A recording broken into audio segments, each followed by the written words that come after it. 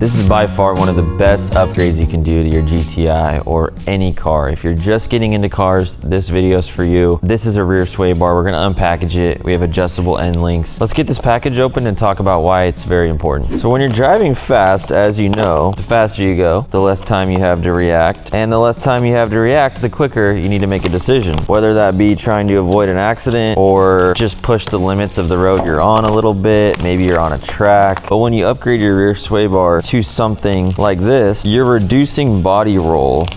And if you think your car's this piece of metal, right?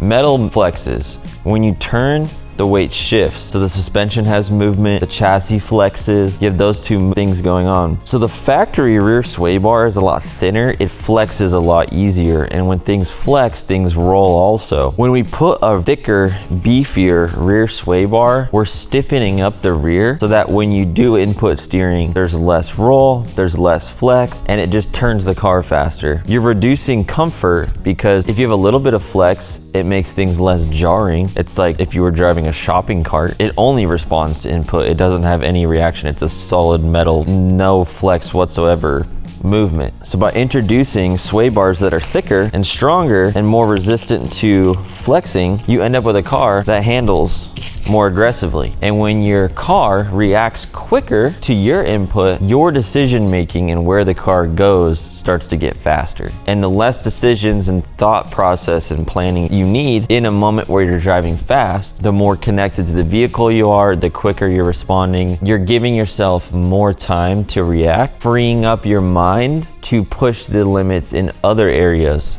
that you're driving. That would be a top-down philosophy on what you're doing with this modification. Hopefully that gives you an idea if you're brand new to cars. And this is so praised because when you start driving your GTI and then you go drive something else, you quickly realize that one of the parts of this car is when you're taking sharp corners or you're driving fast in this car, the rear end starts to kind of float a little bit. It's really light in the rear. So when we stiffen this up and the rear end stays planted, this car goes from handling already really well to even better very quickly with just this one modification here. That's why people love it. It is an amazing before and after driving experience with this upgrade. Tons of companies out there make rear sway bars.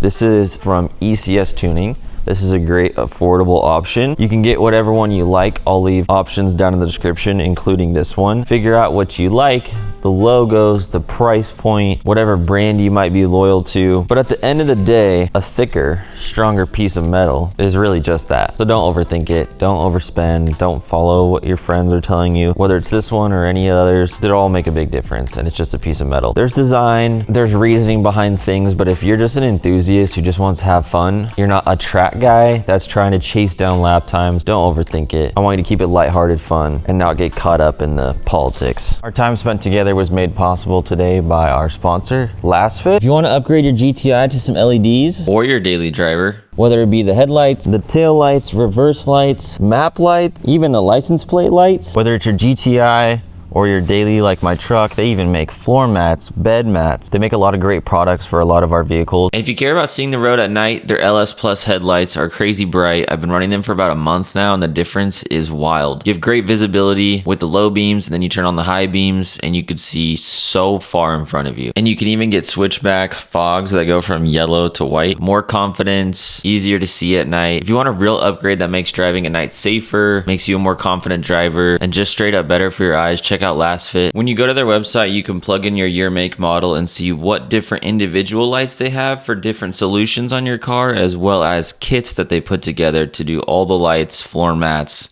bed mats, etc. And use the code on screen and the link in the description. Thank you so much, Alford, for sponsoring today's video. Let's get back to it.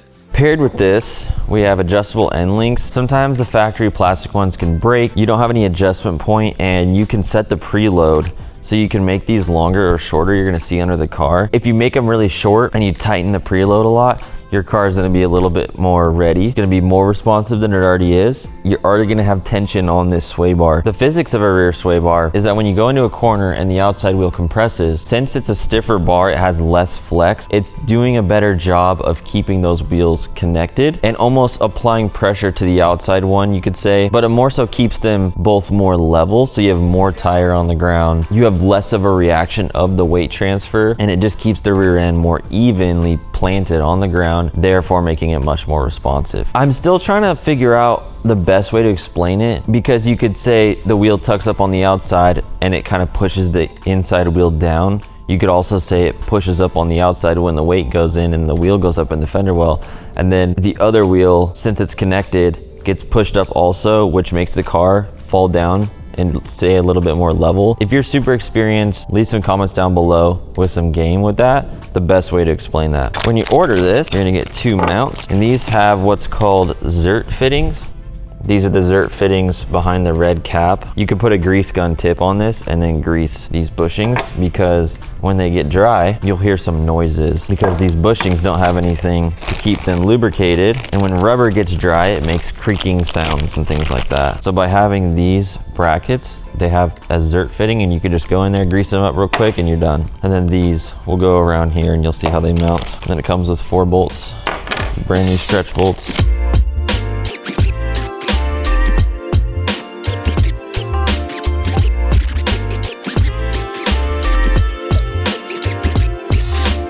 So when we go up underneath the back of the car, you're gonna notice this bolt here, our N-Link factory one is attached there. The sway bar is right here. Goes behind the exhaust right here and connects to this control arm here. First things first, we've got 13mm nut on this bolt. Put a ratchet on the other side. Slide that bolt out, hop over to the other side. Now we need to get these out. These look like 8 or 10mm triple squares. They're 10s. Make sure you get that triple square. If you don't have these, a lot of people don't start off working on cars with these triple square sockets. I'll leave a link in the description. You need them if you buy a Volkswagen or Audi. Absolutely need them.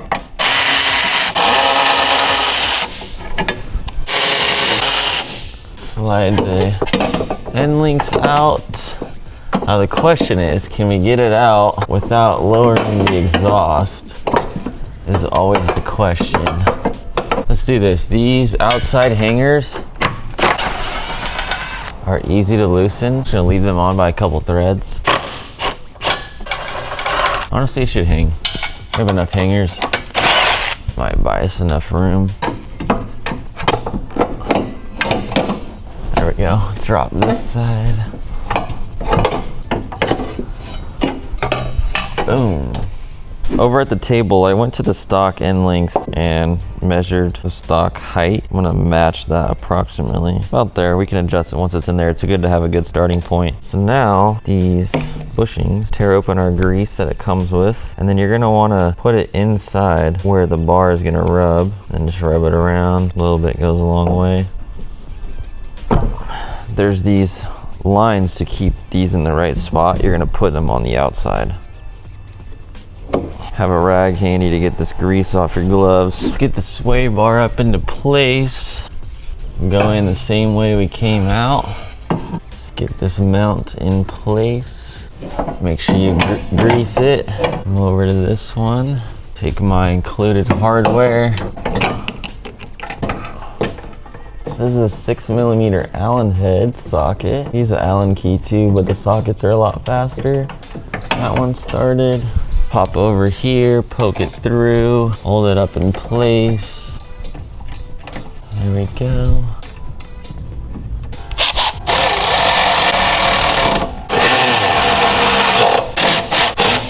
I have this bottom one snug. It's a tight fit up here with this ride height level sensor. So I'm gonna make sure, I'm gonna go in here with a quarter drive ratchet.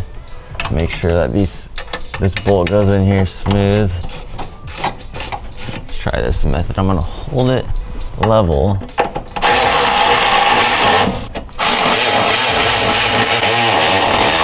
Actually went good.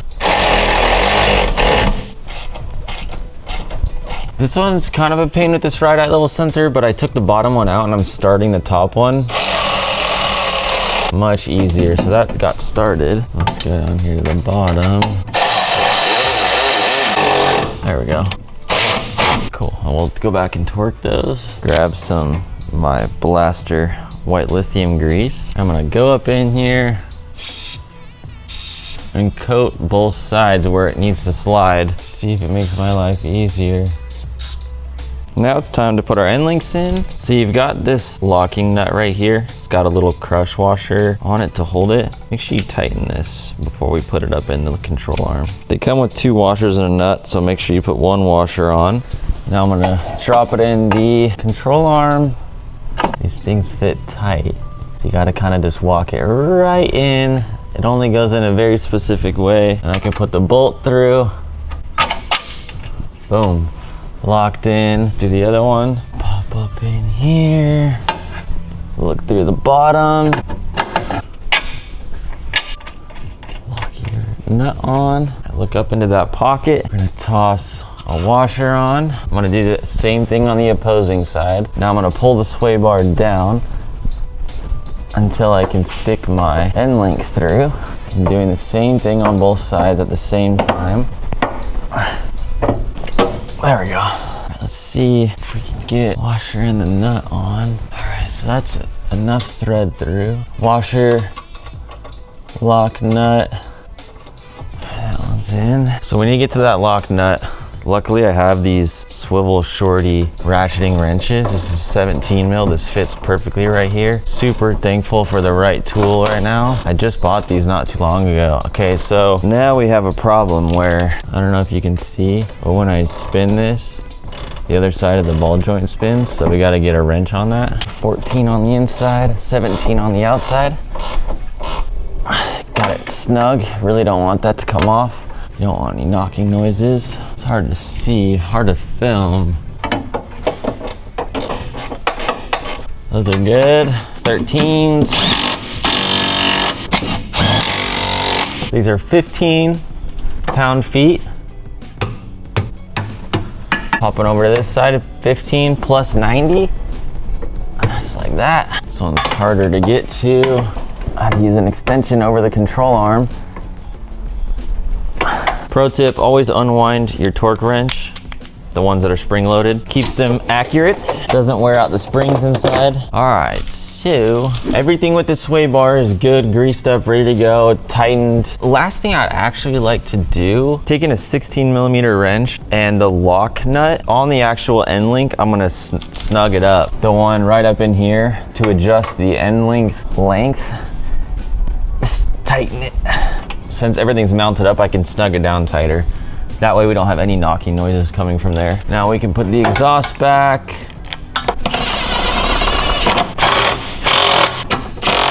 Let's do our final check. Exhaust is for sure back in place. This is tight. End link bolts and nuts are definitely all tight. Both of those are spec'd. Those are greased, tightened down to spec, tight. We didn't touch anything else, so we know we're good.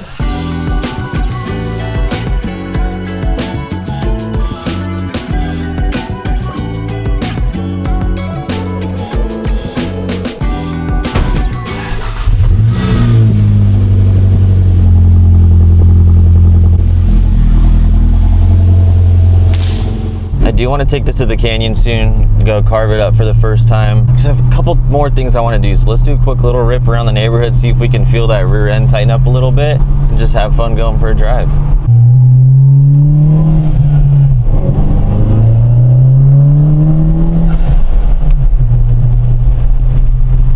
Taking this little slight corner, this thing feels like a go-kart.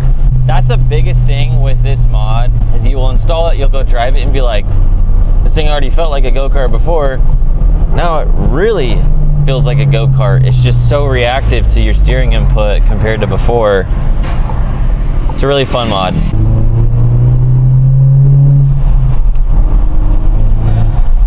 We really won't reap the benefits until we hit the corners over out in the canyon soon, so more good times to come. Thanks for being with me in the install. I hope this built your confidence in the garage. If it did, 83% of you are not subscribed, so make sure you hit that subscribe button. That's the best way to keep these videos coming so I can work with more people, more partners, more companies, more sponsors, so I can do this every day and continue to. If you haven't seen the last Mark 7 video, I'm going to leave it right here on the screen. Go get caught up if you haven't already.